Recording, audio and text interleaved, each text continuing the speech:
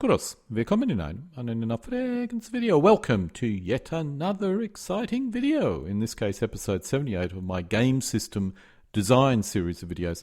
In this video, I'll discuss Napoleonic formation doctrine, specifically the formation of brigades or divisions in attack or defense. This video is an attempt to try and understand how generals organize their battalions, squadrons, or batteries on the battlefield during the Napoleonic War. When I used to play the old WRG Napoleonic rules, I always wondered what would be the optimal deployment of all my formations, infantry battalions, cavalry regiments, etc. And generally, I always got it wrong. Now that I'm using a quick play version of those same WRG rules, I'm again wondering how I need to arrange my battalions, squadrons and batteries. Again, this time, or before I spend a lot of time trying to work it out myself, I'm going to look at history for a guide. The first area to clarify is the formation building blocks. The basic building blocks are infantry battalions, cavalry squadrons and artillery batteries. While infantry battalions did send out skirmishers, and there were independent Jager companies, these were either part of a standard battalion structure or a special case, which we won't look at in too much detail. An infantry battalion could adopt a column on the left, a line in the centre, or a square on the right. In addition, a battalion could send out skirmishers.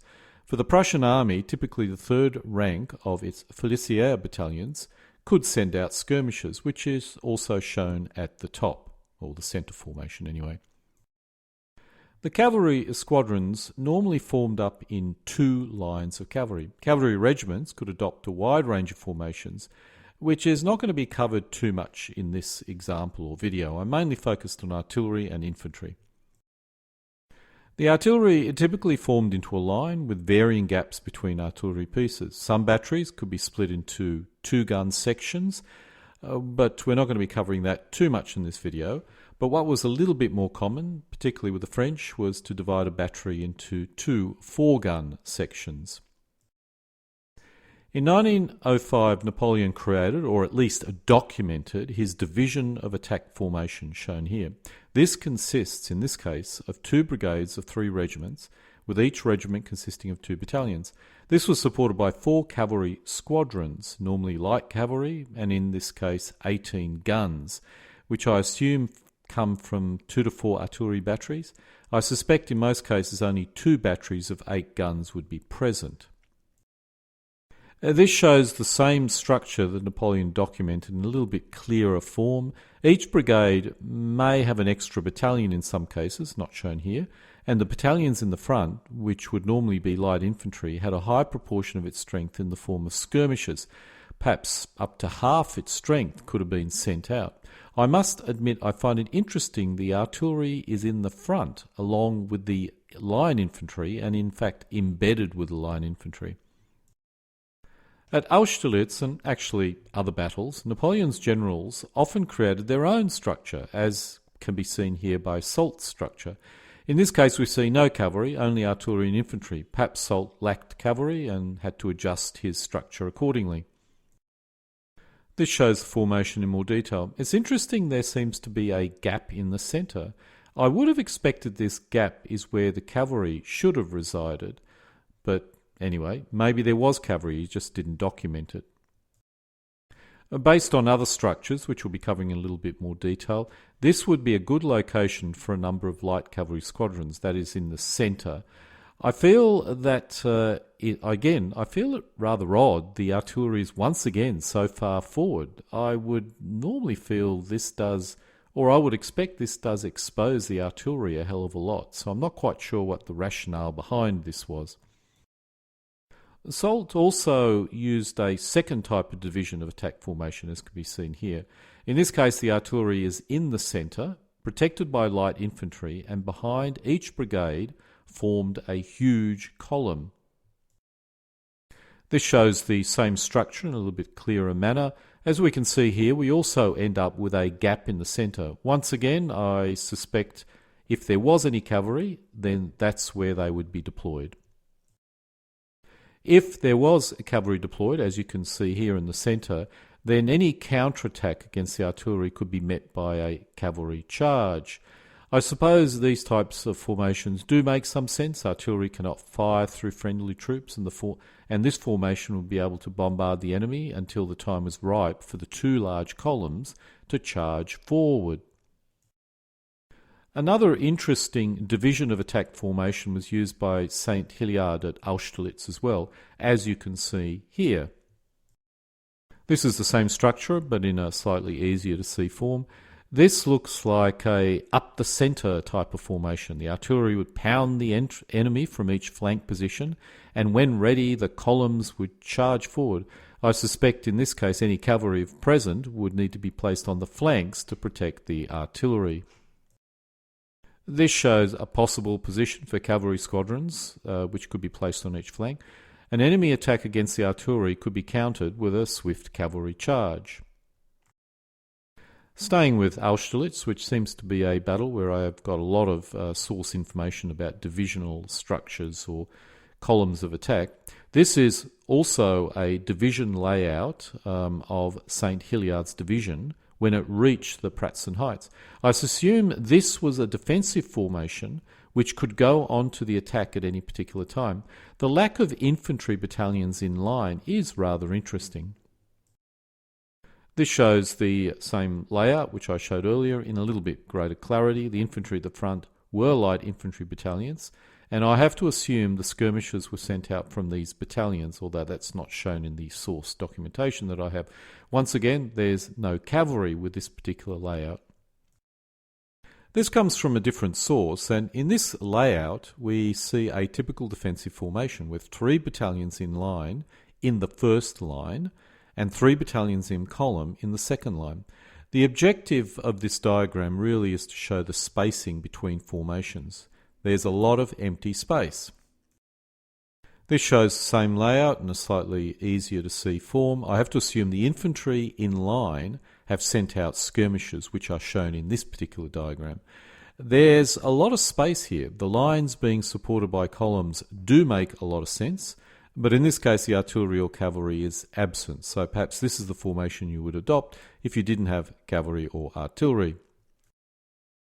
I did find from another source a similar layout, as you can see here, except now we have an idea where the artillery would have been placed, which is in between each brigade. Each brigade, or this is an infantry division, I assume of 2 brigades.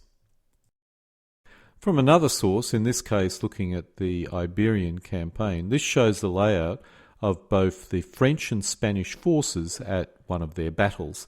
The Spanish here are in a simple line of battalions, but the French are in a rather complex formation. The centre has a very deep column, which I assume will be used for any attack.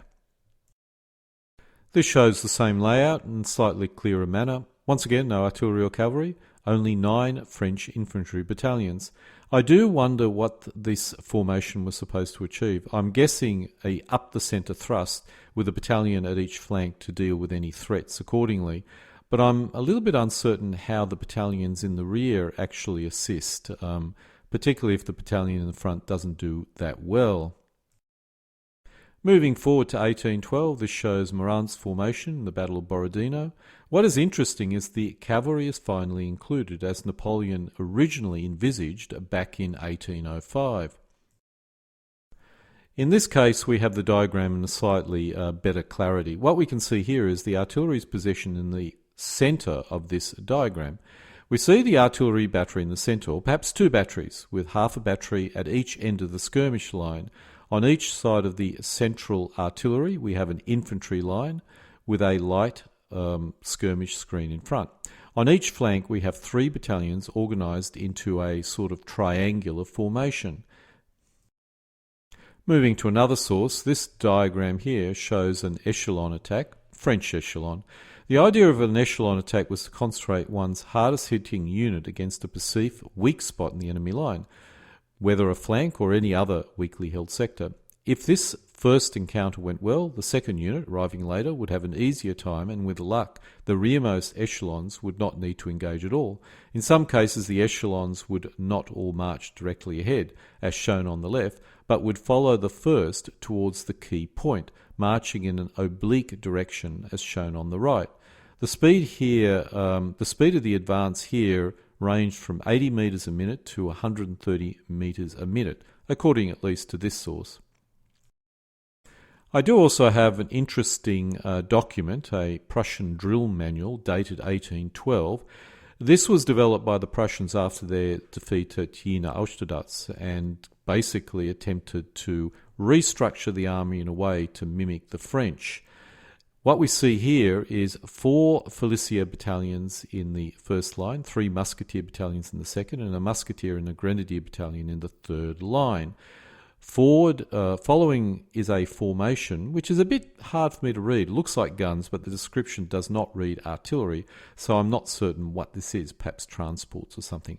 Behind that we have 4 squadrons, a 4-squadron cavalry regiment, and finally an artillery battery positioned in the rear.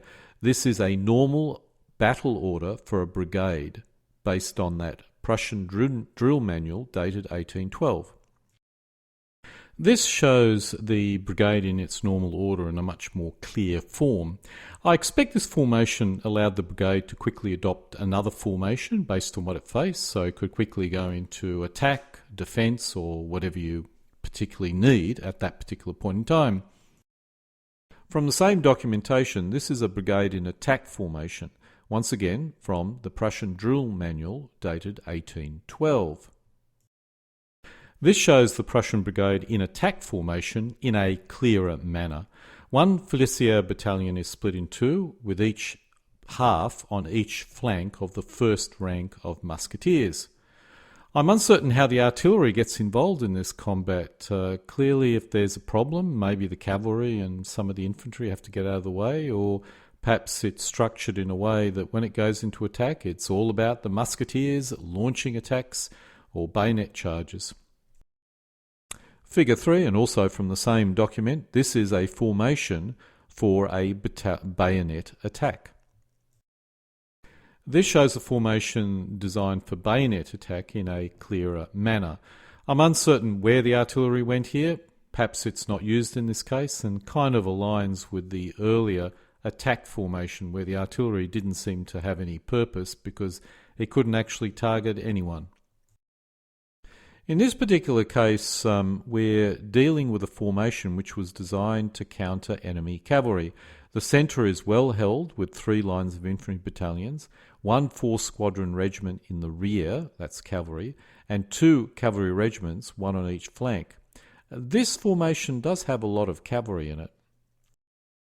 This shows the brigade forming up against cavalry, again in a clearer manner. You can see the centre looks pretty much the same as the normal formation. The only difference here is the flank cavalry moves up. Once again, I'm not sure where the artillery resides, but I assume it's behind the cavalry in the centre. Let's drill down to an actual battle that the Prussians fought. This shows a Prussian formation used at the Battle of Ligny. You'll notice the artillery battery is split in 2 with 4 guns on each flank. This also has 4 4-squadron cavalry formations in it. Let's now move to La Belle Alliance, or Waterloo, as my British friends would say. This shows Dion's attack formation against the British. Assuming these diagrams are accurate, this implies each French battalion was formed into 2 lines.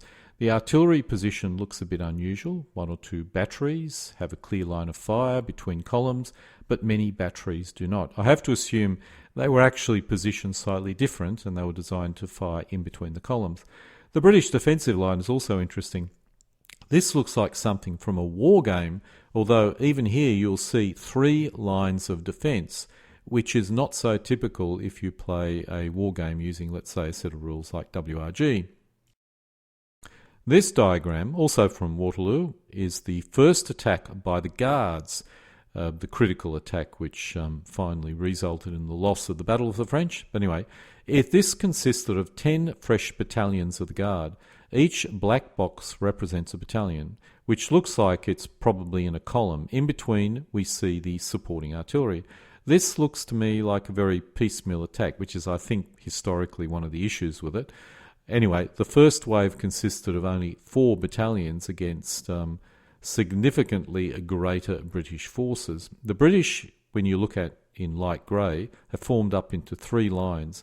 They're uneven lines with infantry and column behind the lines in the front, but they're logical. The front lines are infantry in line, which means they maximise firepower.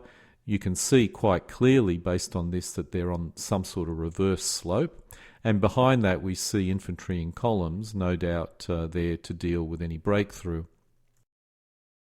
This ends my study on the actual source material, the way formations were put together. Now, one thing that I've noticed after looking at these diagrams, and one thing that really strikes me, is how much open space exists between units. In many figure games, if you leave a big gap between battalions, as you see here, it will invite a flank attack. This clearly is not a concern in these examples or in reality. Flank attacks did not consist of units twisting and turning like snakes on a hot desert to ensure it just hit the flank of a unit. Clearly, that simply did not occur. Some rules do insist a charge can only move forward with no wheeling or direction changes, and that does change the way you deploy your forces, and I suspect is something that most rules should consider, particularly at this scale. The other point which really did struck me is how many different lines of formations existed. 3 lines of battalions in most brigade or divisional size formation groupings. The rearmost line may only consist of a single unit or 2, but you do not see just a single solid line of troops as you would expect in, let's say, an ancient game. There's a lot of patchworking that occurs here. The front line could be solid, possibly, a line of musketeers with minimal gaps between them, but there were always some sort of formations in the rear. Let's look at some rules and see if we can reconcile these real historical formations with the rules. Now, if we look at, let's say, WRG rules, we would expect a formation like this could be deployed. I must say I've never seen anything like this on a playing area when it comes to WRG, but this kind of mimics the diagrams that we've been looking at. Each battalion in the front would move into position in column, flip to line, and split off elements as skirmishers if you wanted to form this formation. The problem with this is these columns would likely get pounded by long-range artillery fire and would suffer significant losses just getting into position. Rules such as garde du corps use ammunition rules, so if the enemy was going to be pounding away at a long range with the hope of inflicting one hit on a unit, if they spin a 5 or 6, they would quickly run out of ammunition and become useless. That doesn't occur with WRG, and there's a reason for that. I expect this is really due to scale. Even though WRG claims that a pair of bounds represents 30 minutes in real life, in reality, this only represents a few minutes, to be specifically about 160 seconds, and the movement rates kind of reflect this. Garde du corps have game turns which actually represent 15 minutes of activity, so very different effect based on the scale that each rules possess. Now, how is this impacting the use of historical formations? So if we start with WRG, I've never been able to work out how to attack enemy artillery, as it can take 4 to 5 bounds to advance from a position just outside of short range. And just note, your unit can be blown to pieces at long range, but let's assume you start the game in short range, and it takes 4 to 5 bounds just to get from short range to within charge distance. And during each bound, the unit will be hammered with artillery fire. In this case, a 5 or 6 will result in a hit. If all 4 guns are firing, you'll average 1 to 2 hits per bound, and after 4 to 5 bounds, the unit will be down to 6 figures, which means, well, look, the unit would be gone by this time. I suppose if there were units behind, they can charge forward if the battered line to its front changes to column once it's completely almost destroyed, assuming it even survives at that point. Of course, this assumes other troops are doing nothing, that is on the artillery side. Perhaps the best strategy would be conduct counter-battery fire as your troops advance. The artillery, the enemy artillery will have a choice of targets, but will likely fire at the advancing infantry. So while it's doing that, hammering the infantry, it in turn will be hammered. However, after consulting or just thinking about this problem for a long time, and we drill down into the rules, the real factor you need to understand is the true scale, the time scale.